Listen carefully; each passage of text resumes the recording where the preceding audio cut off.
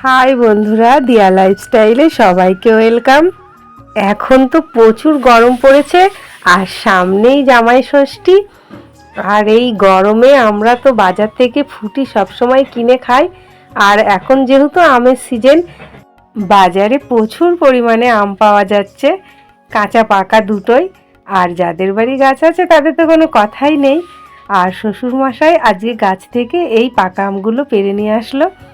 তো ভাবলাম বাজার থেকে তো আমরা ফুটি কিনেই খাই, আজকে বাড়িতেই বানিয়ে নিই পাকা আমের ফুটি, একদম কেমিক্যাল ছাড়া।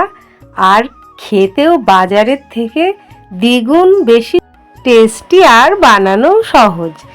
কোনো রকম ঝামেলা ছাড়াই 2 মিনিটে বানিয়ে নিন এরকম টেস্টি ফুটি, একদম দোকানের মতো। তো চলুন আমরা ফুটিটা বানিয়ে নিই। প্রথমে আমি আমগুলোকে ভালো করে ছাড়িয়ে নেব। আমি প্রথমে ছুরি দিয়েই কাটছিলাম, কিন্তু এত নরম হয়ে গেছে যে হাত দিয়েই আমি ছাড়িয়ে নিলাম। তারপরে আমি এর শাঁসগুলো বার করে নেব আর আঁশগুলো আলাদা করে নেব। দেখুন কি সুন্দর, খুব সহজেই আমার আমের শাঁসগুলো বার করে নিচ্ছি।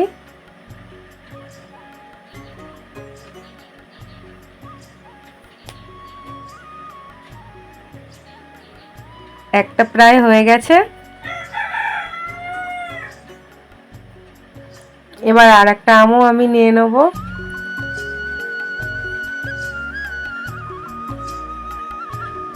দুটো আমের কালার দু রকম হয়েছে, একটা হয়েছে হলুদ আর একটা হয়েছে একটু কমলা। হলুদটা অল্প একটু টক আছে আর কমলাটা একদমই মিষ্টি। অবশ্যই করে আপনারাও এরকমই করবেন, একটু টক নেবেন আর একটু মিষ্টি, কারণ ফুটিটা তো একটু টক টক মিষ্টি মিষ্টি হয়।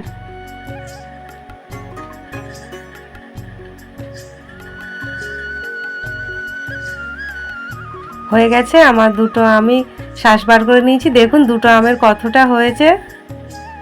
এবার আমি গামলায় ঢেলে নিচ্ছি। কি সুন্দর কালারটা এসছে। এবার আমি জল ঢেলে দেবো, পরিমাণ মতো জল নেব।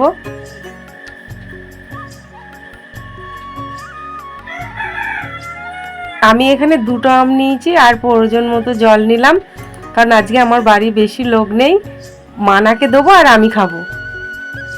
আর নিলাম 1 চামচ চিনি, ভালো করে আমি মিশিয়ে নেব। তারপর দিলাম একটু বিট লবণ স্বাদ মতো। বিট লবণটা দিলে টেস্টটা আরও বাড়ে। ভালো করে মিশিয়ে নেব। রেডি হয়ে গেল আমাদের ফুটি। আর আমি যে জলটা দিলাম এটা আমি ফ্রিজের ঠান্ডা জল দিয়েছি। ফ্রিজের ঠান্ডা জল দিলে ফুটিটা আরও ভালো লাগবে খেতে। এবার গ্লাসে ঢেলে নেব। দেখুন কি সুন্দর লাগছে দেখতে। দোকানের ফুটির থেকে কোনো অংশে এটা কম না। এবারে দেবো আমি মানাকে খেতে।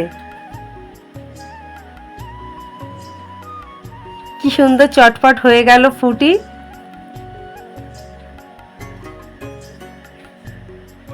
মানা খেয়ে বল কেমন হয়েছে।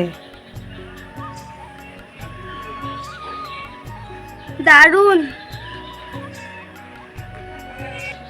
ভিডিওটা ভালো লাগলে অবশ্যই একটা লাইক করে চ্যানেলটা সাবস্ক্রাইব করে দেবেন।